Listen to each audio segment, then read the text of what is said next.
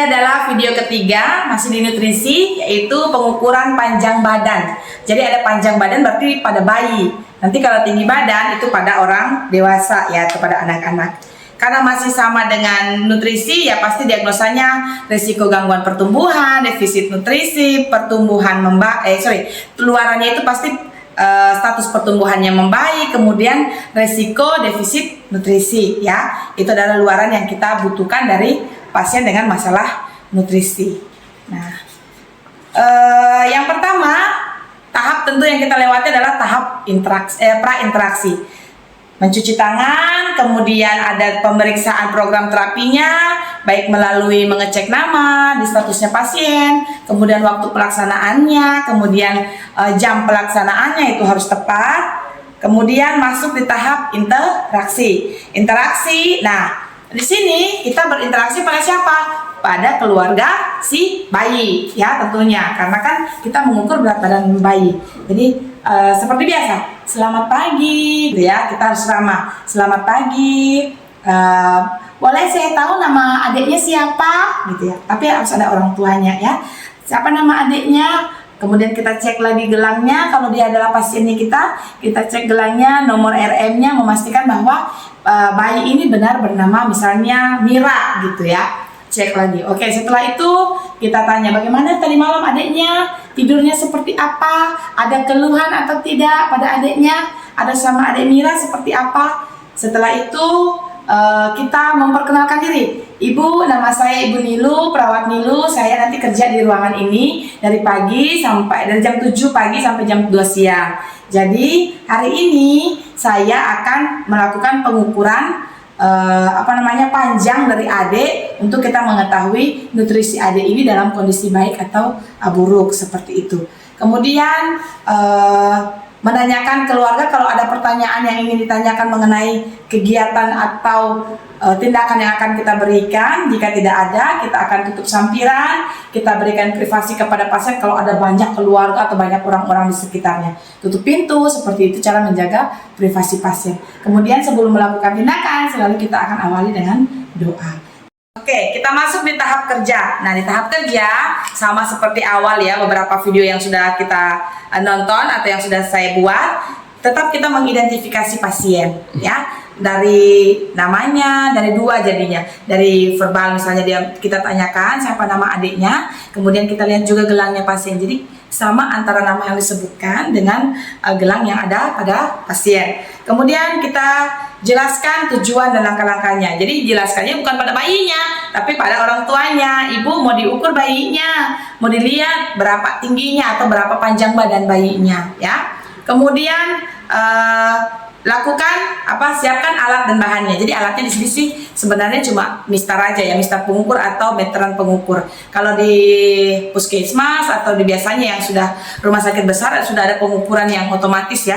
Bayinya tinggal ditidurkan, kemudian sudah ada mistarnya, tinggal dirapat-rapatkan, sudah didapat hasilnya. Nah, kalau di sini kita masih pakai meteran dulu ya. Nah, kemudian kita akan membaringkan bayi di tempat yang datar ya.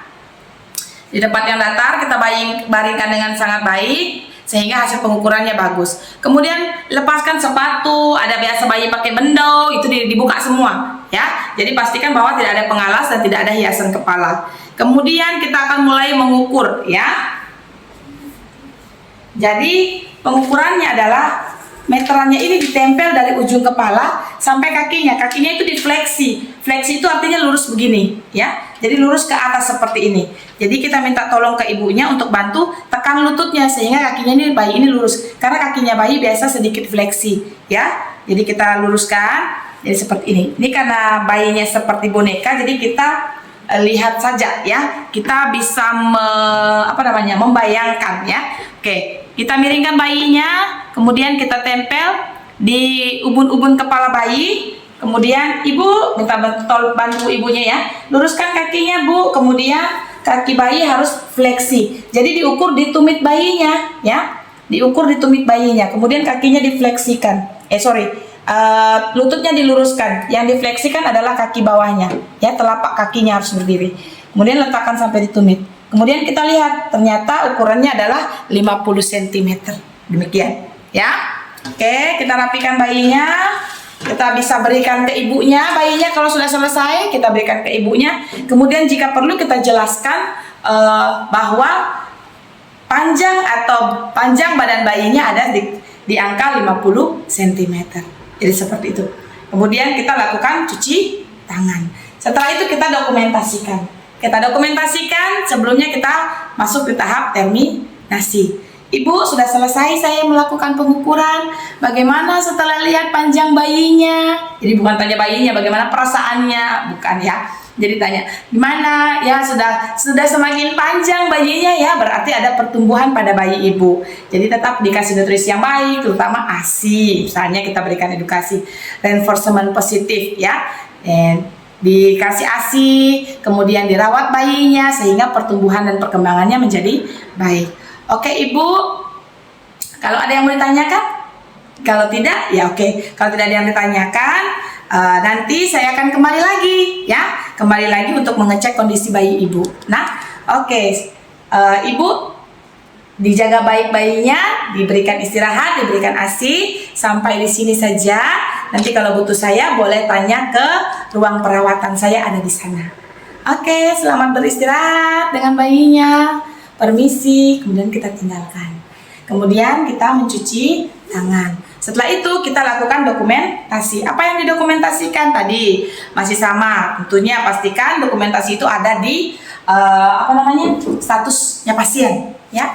Pastikan namanya benar pasiennya. Kemudian kita terapkan tanggal, jam, kemudian tindakan yang dilakukan adalah pengukuran panjang badan. Hasilnya panjang badan bayi 50 cm. Jangan lupa tanda tangan dan nama perawat.